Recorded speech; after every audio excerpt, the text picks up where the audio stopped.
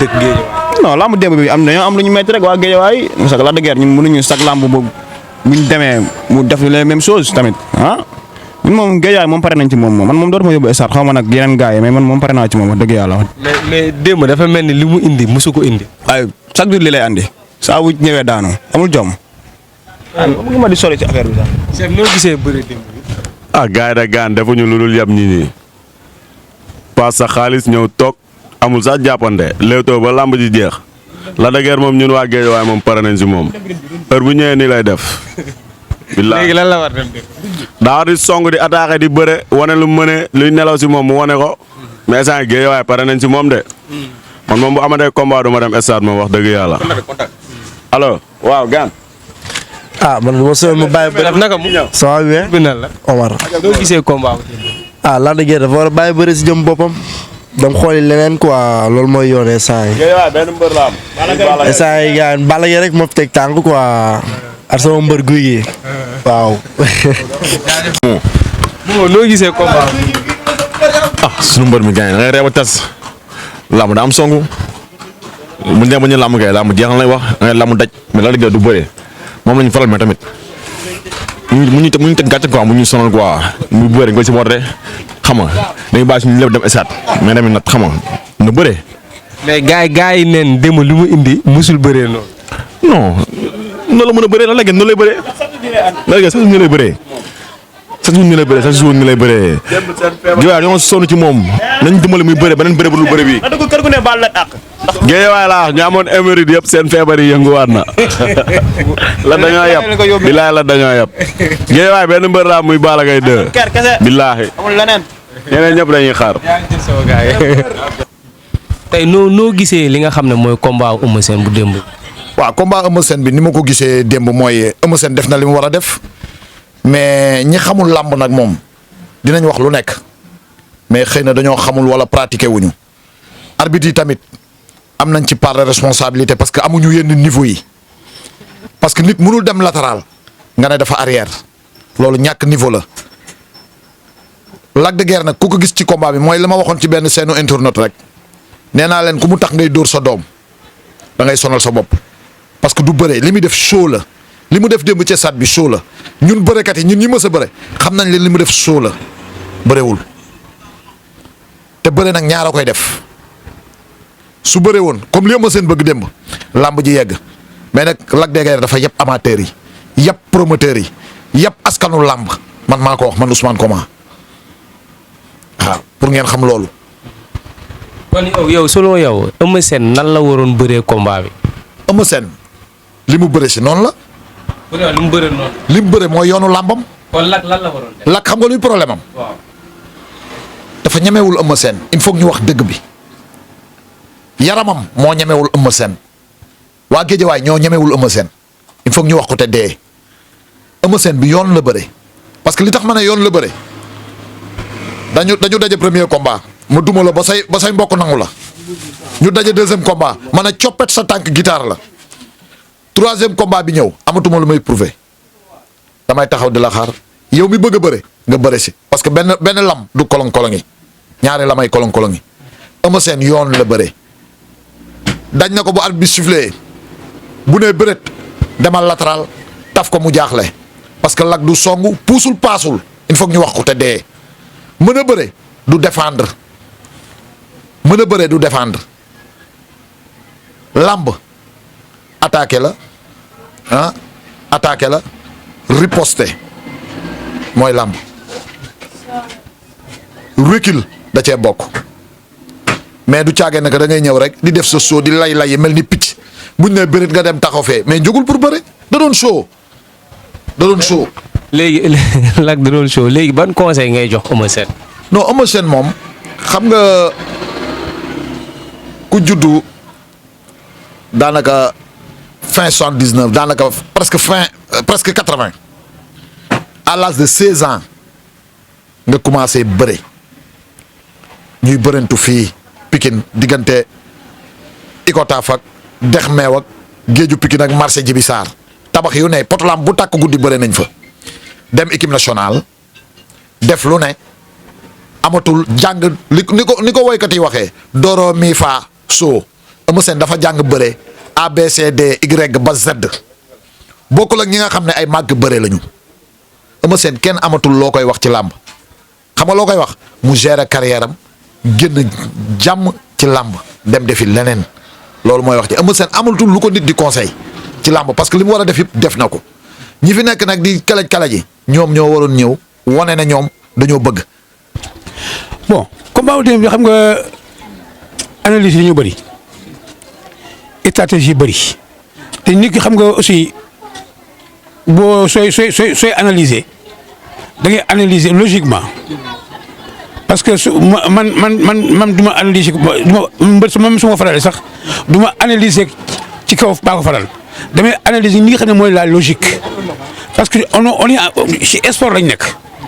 ndax Eumeu Sène c'est un grand champion kooku moom kenn mënu ko werante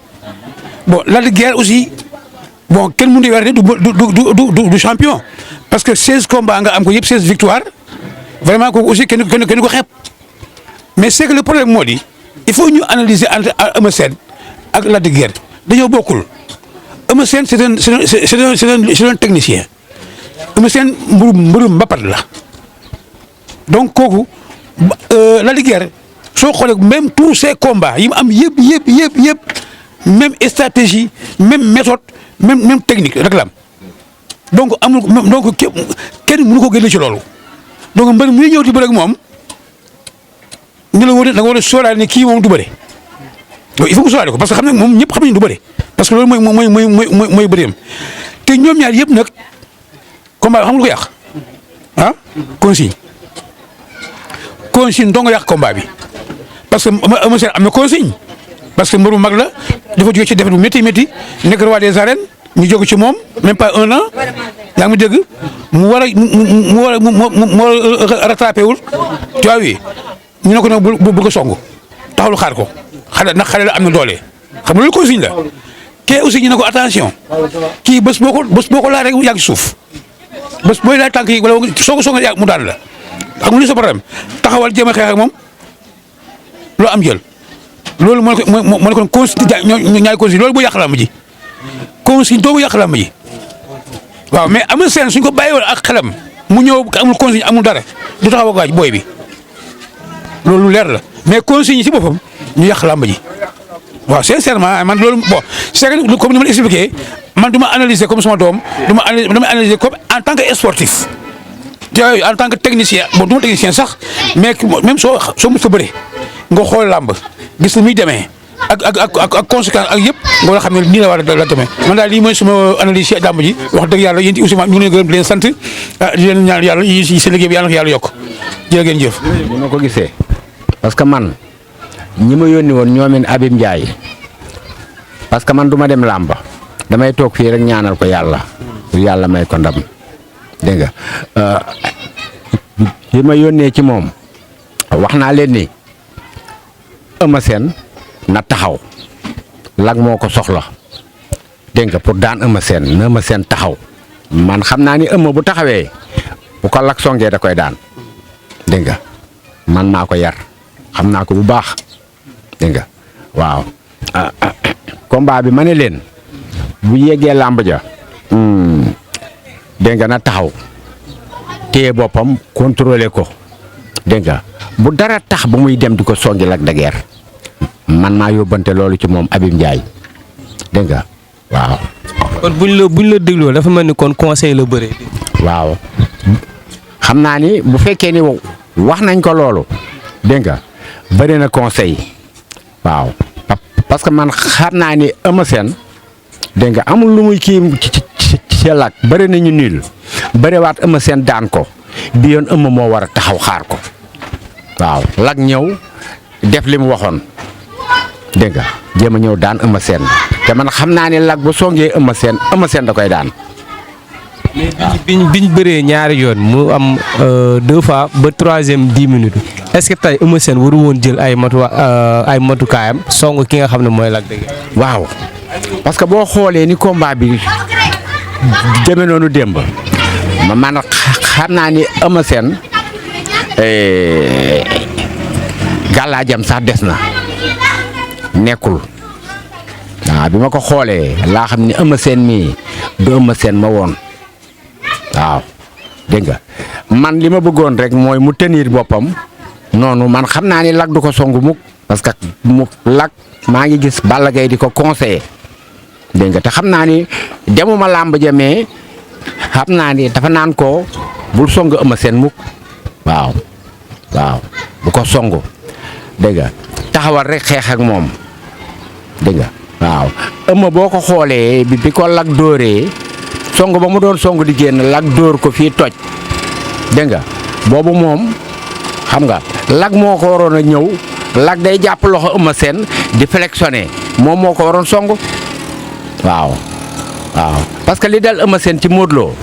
da koy sóoraale parce que moo attaqué Modou Lo dóor ko mu daanu waaw dégg nga Eumeu nag foog comme Lac moo gën a doon ndaw nee na moo ëpp doole moo dàq xeex day taxaw xaar ko waaw.